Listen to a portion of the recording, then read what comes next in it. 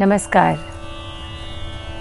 रागांग शीर्षक के अंतर्गत हम आज आपको भैरव अंग यानी भैरव रागांग के विषय में बताएंगे। भैरव रागांग को शुरू करने से पहले मैं रागांग के विषय में जो आपको इससे पहले परिचय मैंने आपको दिया है उसी को थोड़ा सा कुछ आगे बढ़ाते हैं कि बहुत से जो राग हैं उनको याद करना जो है या उनके स्वरूप को याद करना जो है वो बहुत आसान हो जाता है जब हमें ये पता चलता है कि इस राग में अमुक अंग है या किन्हीं दो अलग अलग रागों के अंग हैं। बहुत से रागों में इन अंगों का, चाहे वो एक ही राग हो, उसके अंग का बहुत से अलग अलग रागों में प्रयोग मिलता है। इस प्रकार से हम लोग कह सकते हैं कि ये जो रागांग है या हम कहें कि ये अमुक राग का अमुक अंग के जो है ये राग है या अमुक अंग जो है इन सभी रागों में मिलता है। जैसे हम आज भैरव अंग की बात करते हैं या भैरव रागांग की बात करते हैं तो भैरव अंग के अंतर्गत आने वाले बहुत से ऐसे राग हैं जिनमें कि भैरव अंग का प्रयोग होता है। तो भैरव अंग जो है उसके अंतर्गत या भैरव रागांग के अंतर्गत इन रागों को लिया जाता है। तो ऐसे बहुत से वर्गीकरण जो है स्वाभाविक है किए गए होंगे। उसको एक बहुत सुंदर एक स्वरूप देकर जो है 26 रागांगों के अंतर्गत पंडित नारायण खरे, जो कि पंडित भातखंडे जी के शिष्य रहे, उन्होंने उनको 26 रागांगों के तहत जो है उनको विभक्त किया। विद्वानों के मतों के अनुसार बहुत से अन्य लोगों ने भी रागांगों के अंतर्गत जो है वो विभाजन किया और ये बात मैं बिल्कुल कह सकती हूँ कि इन रागांगों को जानने के बाद बहुत सहज हो जाता है राग के स्वरूप का स्मरण रखना, यानी उसको याद करना, उसके स्वरूप को, उसको किस प्रकार से गाया जाता है या बजाया जाता है, या कहें कि वो राग की निर्मिति कैसे है। या हम जब किसी राग को गाते हैं तो एकदम से कोई राग जो है वो अपने स्वरूप को लेकर एकदम से सामने नहीं आता कई बार, तो वहाँ पर ये रागांग हमें जो है बहुत मदद करता है कि हम उस राग तक पहुँचने में या उस राग के स्वरूप तक पहुँचने में, उसको गाने बजाने में जो है ये बहुत मदद करता है। तो विद्यार्थियों के लिए बहुत ज़रूरी है रागांग के बारे में जानने के लिए। जैसे मैंने आपसे कहा कि भैरव अंग के अंतर्गत अहीर भैरव है, नट भैरव है, प्रभात भैरव है, बैरागी भैरव है और शिवमद भैरव जो बहुत सुंदर राग है, शिवमद भैरव जैसे राग हैं। ये एक तरह से कहें कि इन सभी रागों में भैरव अंग जो है बखूबी झलकता है और वो इसको भैरव अंग के अंतर्गत लेकर आते हैं। यहाँ पर एक प्रश्न ज़रूर आएगा कि इसको भैरव अंग ही क्यों कहा गया, कुछ और क्यों नहीं कहा गया। जाहिर सी बात है कि जिस राग के अंग या कहें जो उसकी जो एक छवि है, जो एक स्वर समुदाय है, उस अंग का जिन अन्य रागों में मिलता है, वो अंग जिन किन्हीं रागों में प्रयोग होता है, उस राग के, उस प्रमुख राग के नाम पर ही उस अंग को रख दिया गया ताकि वो पहचान में आ सके। तो भैरव अंग यानी भैरव में प्रयोग होने वाले उस अंग को जब हम अन्य रागों में देखते हैं तो उसे हम कहते हैं ये भैरव अंग आया। इसी प्रकार से तोड़ी अंग जो है या कान्हड़ा अंग है, तो इनका भी जो अंग की बात कहें, जैसे कि भैरव अंग की बात करें तो सा सा ग म रे सा ग म रे सा ग म दा पा, ये भैरव के अंतर्गत आएगा। और जैसे हम तोड़ी की बात करते हैं तो सा रे ग रे सा, तो दोनों कोमल ऋषभ के बीच में गंधार, ये तोड़ी अंग आ गया।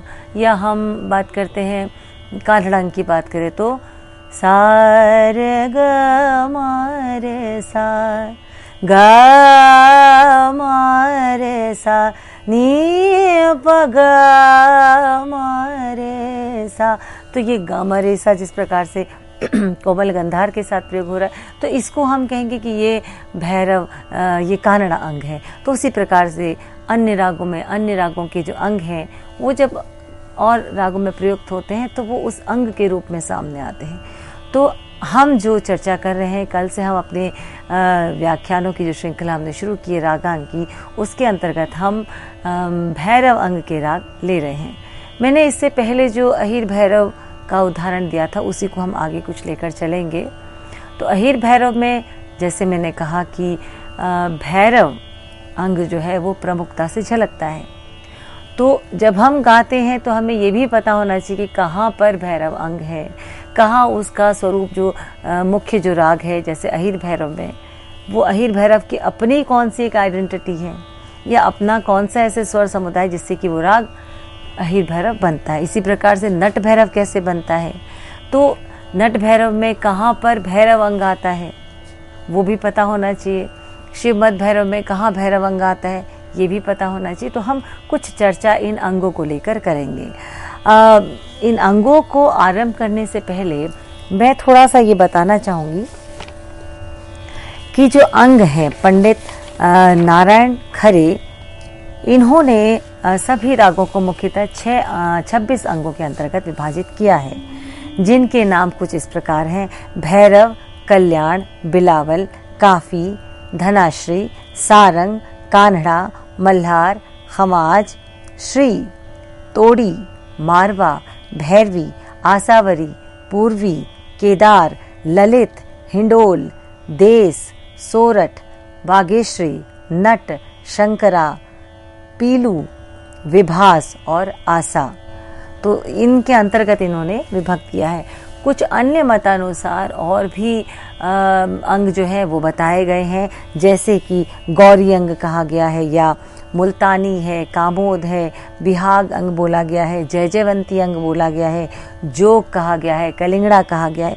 इस प्रकार से और भी अंग जो है वो बताए गए हैं। तो जब हम अंगों की बात करते हैं तो कभी कभी हम जैसे किसी राग को गा रहे होते हैं, उसमें इन 26 अंगों के अलावा यदि किसी अन्य राग का अंग आता है तो हम वहाँ पे कह देते हैं कि वो अमुक राग का अंग है। लेकिन जो प्रमुख अंग है जैसे भैरव है, बिलावल है, कल्याण है, इन प्रमुख अंगों में उसको नहीं लिया जाता, क्योंकि वो शायद बहुत सारे रागों में प्रयोग नहीं हो रहा, शायद किसी एक आध राग में जो है उसको उसकी उपस्थिति जो है वो दिखाई देती है। तो आज हम भैरव अंग के राग जो है उनको करेंगे। रागांग पद्धति के अंतर्गत या रागांग की श्रृंखला के अंतर्गत भैरव अंग के नाम।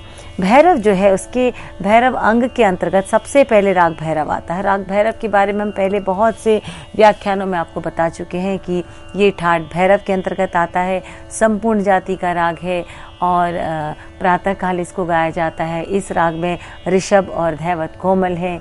ये मंद्र मध्यताल तीनों में इसको गाया जाता है।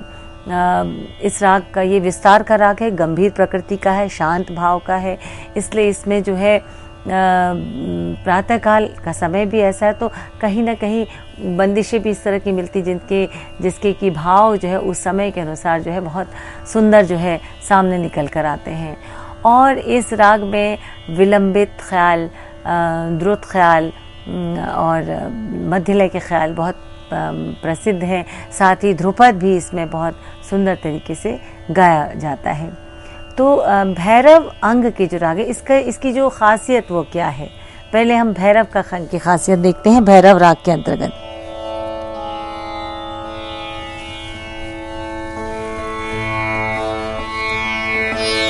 भैरव जब हम गाएंगे तो षड्ज और पंचम का संवाद होगा तानपुरे पर।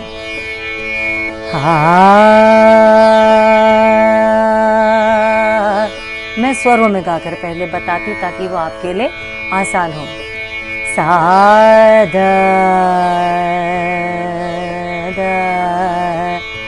सा ध रे सा ग म रे सा। तो ये अंग जो है सा ग म रे सा ग म द प ग म रे सा। तो ग म ध प, ये भी बहुत प्रमुख है, इसी राग का अंग है। ग म रे सा, स्वाभाविक है कि भैरव अंग जो है ये इससे पूरी तरीके से जो है वो स्पष्ट सामने आता है। और भैरव का यदि हम विस्तार करें तो द सा द रे सा ग म रे सा द द रे द सा, ये भैरव का विस्तार है। क्योंकि भैरव के बारे में मैं पहले भी आपको उदाहरण दे चुकी हूँ। भैरव अपने आप में एक संपूर्ण राग है, इतना विस्तृत राग है कि इसको घंटों गाया बजाया जा सकता है। अब भैरव अंग, जैसे मैंने आपसे बताया कि ग म रे सा कोमल ऋषभ और ग म ध प या द सा द रे सा, ये कुछ खास स्वरगुच्छ हैं जो भैरव जो है राग के अंतर्गत प्रमुख है। अब इन्हीं का प्रयोग जब किसी और राग में होता है तो वहाँ हम कहते हैं कि भैरव अंग है। जैसे कि हम लेते हैं अहीर भैरव को। मैं इससे पहले के व्याख्यान में अहीर भैरव का मैंने जब उदाहरण दिया तो आपको कहीं कहीं पर कोमल धैवत आपको मैं गाते हुए मिली होंगी। कोमल धैवत, वहाँ पर मैं सिर्फ आपको ये समझा रही थी कि ये भैरव राग है, इसी में थोड़ा सा चेंज करके हम अहीर भैरव बना सकते हैं या अहीर भैरव राग को गा सकते हैं। तो चेंज हमने क्या करना, किस प्रकार करना, ये मैं आज आपको बताती हूँ। भैरव अंग के अंतर्गत राग अहीर भैरव। अहीर भैरव गाते हुए हम तानपुरे की जो पहली तार है उस पर हम हमेशा मध्यम जो है उसको मिलाएंगे, क्योंकि मध्यम इसका वादी भी है, वादी संवादी मध्यम और षड्ज है। अहीर भैरव भी प्रातः काल गाए जाने वाला राग है, बहुत सुंदर राग है। इसका भाव जो है वो बहुत ही खूबसूरत भाव है।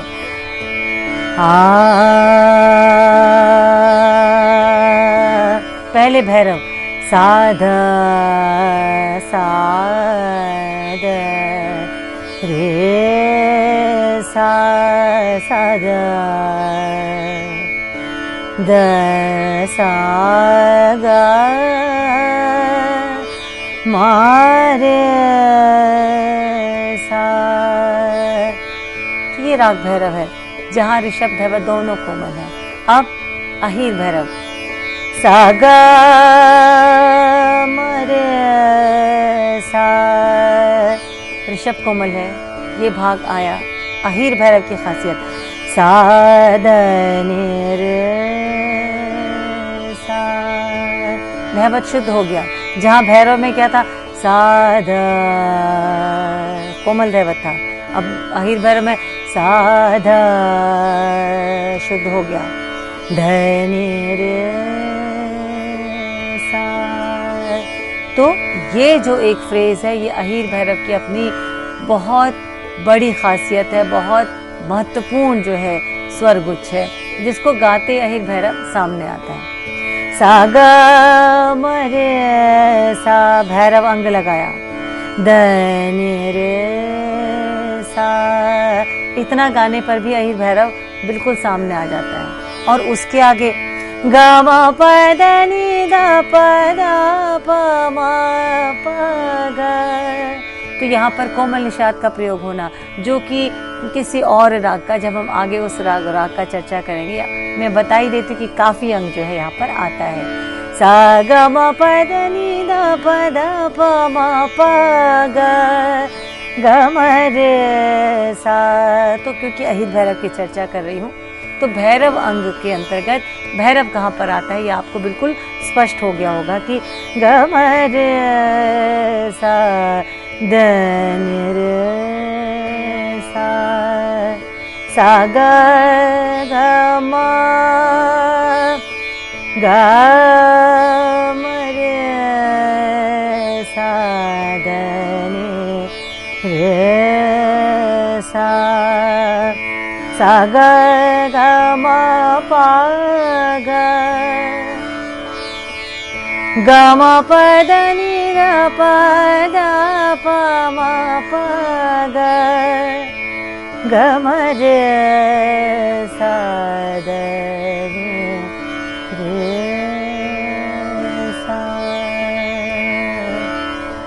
अहीर भैरव का स्वरूप है, संपूर्ण जाति का राग है। और देखिए कितने सुंदर तरीके से इस राग का स्वरूप जो है वो सामने आया है।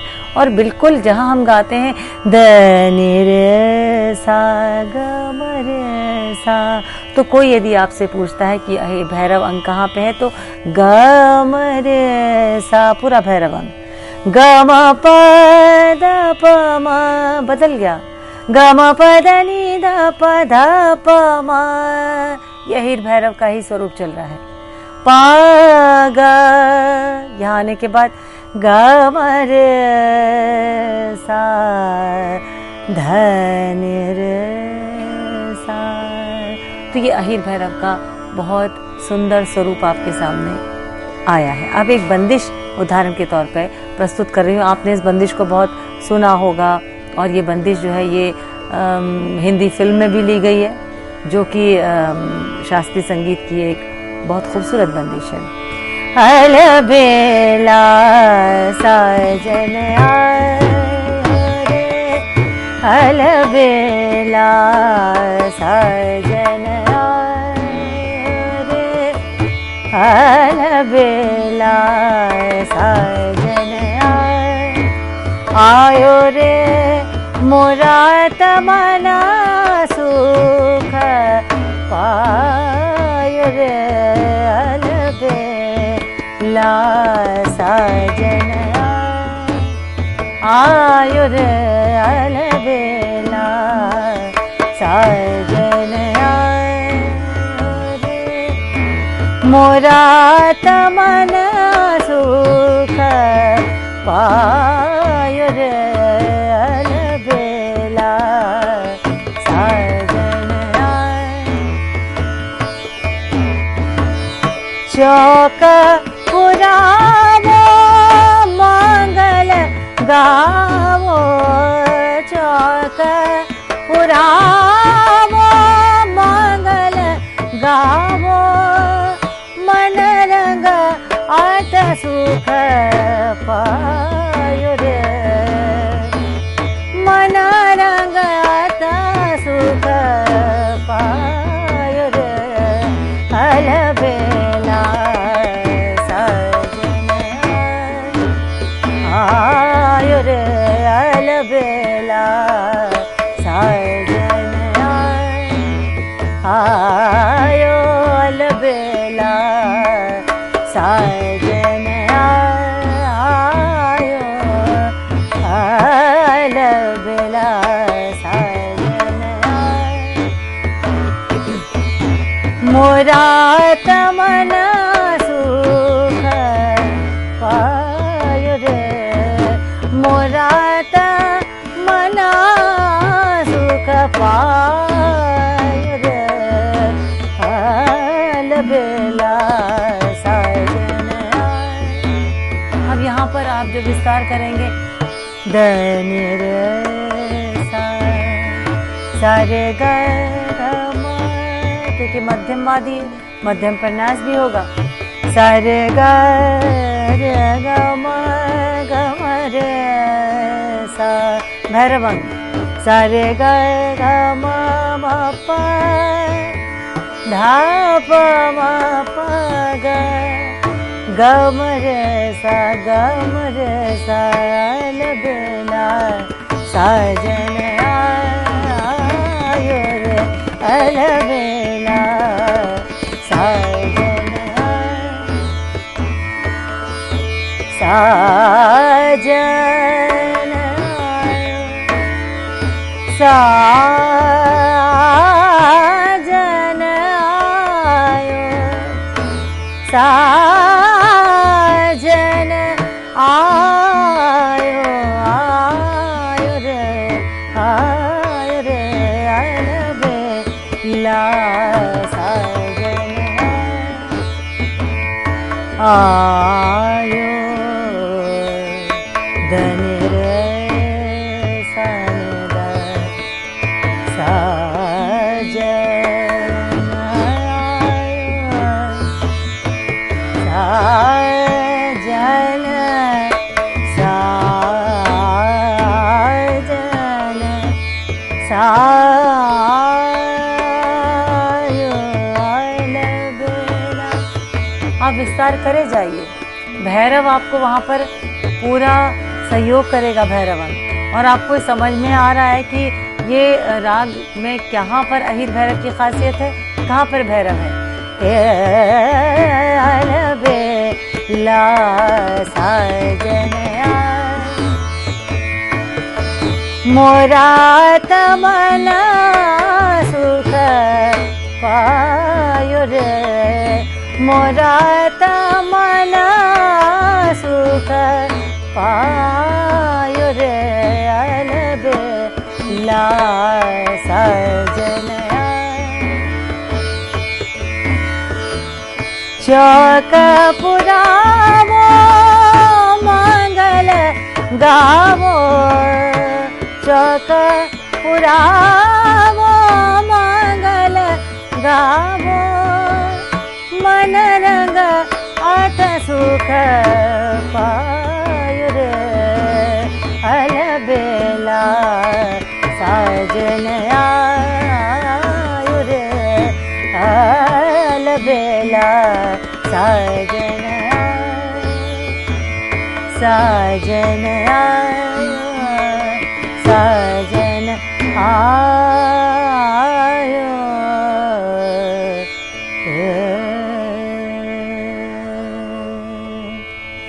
तो ये था अहीर भैरव और उसमें प्रयोग होने वाला भैरव अंग।